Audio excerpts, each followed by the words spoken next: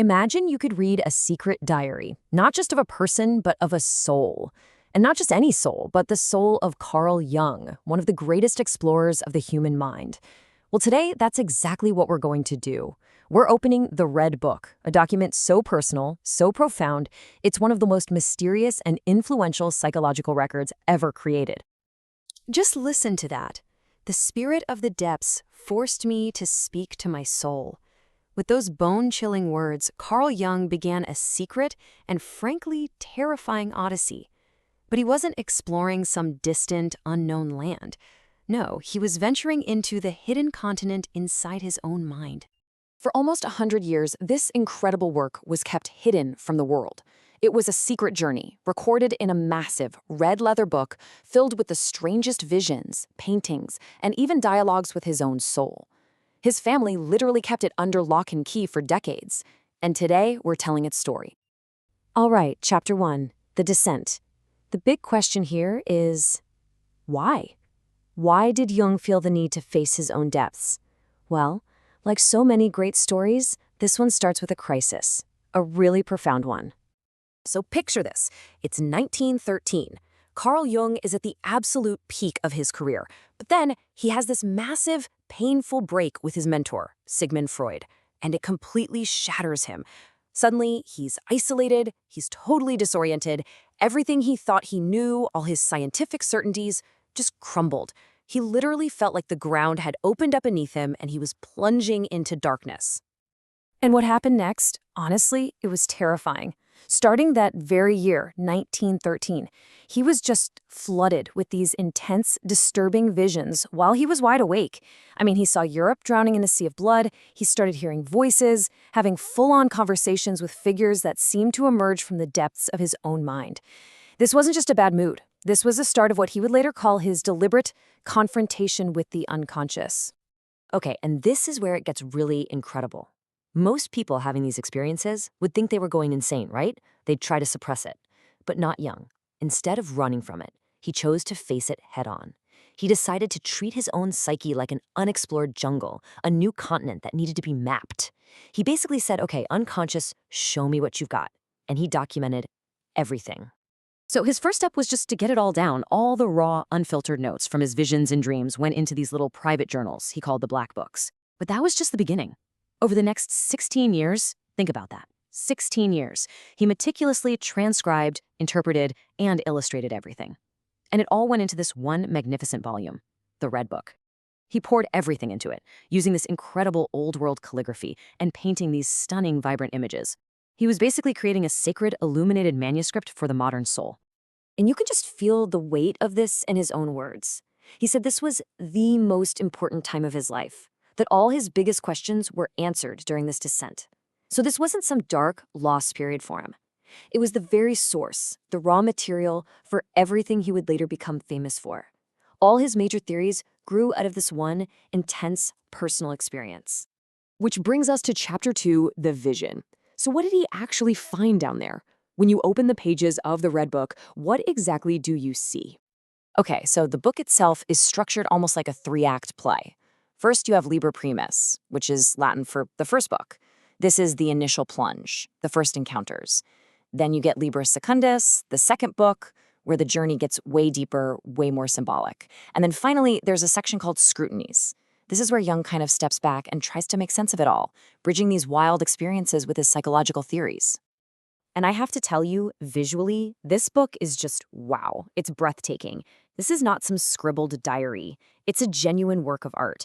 The pages are just packed with these intricate hand-drawn paintings of mandalas, serpents, gods, and all sorts of mythic scenes. It really feels like he was creating a holy book, a sacred text for his own soul. And the characters he meets in there, I mean, they're extraordinary. He has these long, deep conversations with a figure called Philemon. Philemon is this wise old man with the wings of a kingfisher. For Jung, he became this inner guru, a source of wisdom that was totally separate from his own conscious ego.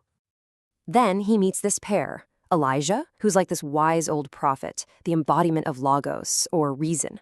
And with him is Salome, who is beautiful but blind, and she represents eros, or feeling and relationship. And the key lesson here is that they tell him they're an eternal, inseparable pair. You can't have one without the other. Mind and heart, logic and feeling, they're a package deal. But it wasn't all just wise figures. Some of the visions were absolutely terrifying and weirdly prophetic. In late 1913, he had this recurring vision of a monstrous flood, a flood of blood covering all of Europe. He was horrified. He had no idea what it meant. Then, the next summer, World War I breaks out, and it hits him.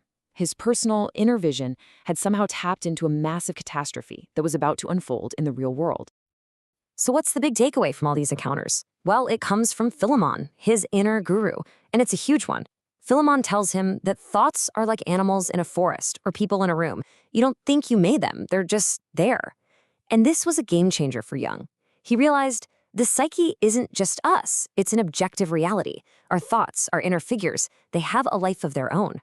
For a man of science in the early 20th century, that was a mind-blowing, revolutionary idea.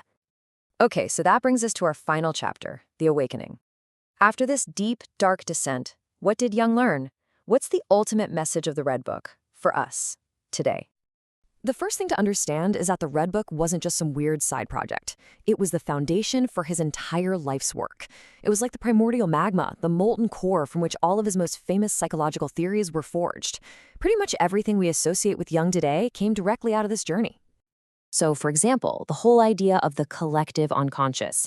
He realized that these figures he was meeting, the wise old man, the prophet, the serpent, they weren't just his personal demons or angels. They were universal patterns, what he called archetypes. They show up in myths, legends, and dreams in every culture, all over the world. This led him to believe that we all shared this deep, inherited layer of the psyche. That's the collective unconscious. And what about the journey itself, that whole scary, messy process of confronting his inner world? He gave that a name too, individuation.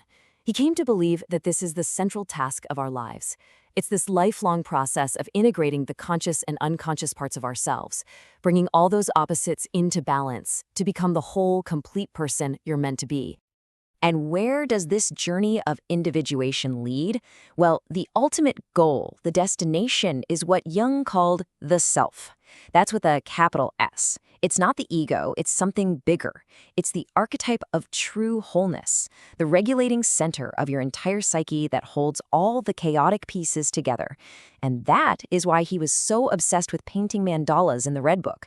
They are the perfect symbol for this unified, balanced, whole self.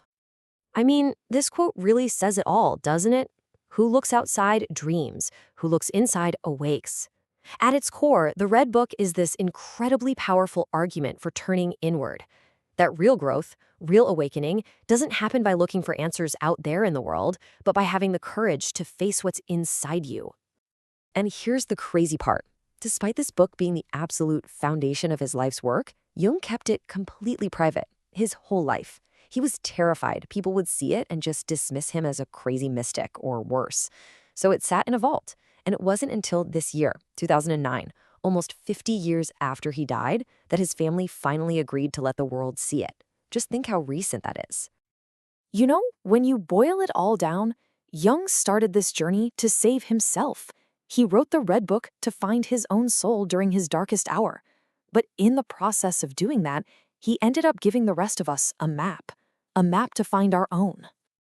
So the book isn't just a historical document. It's an invitation, a pretty unsettling one maybe.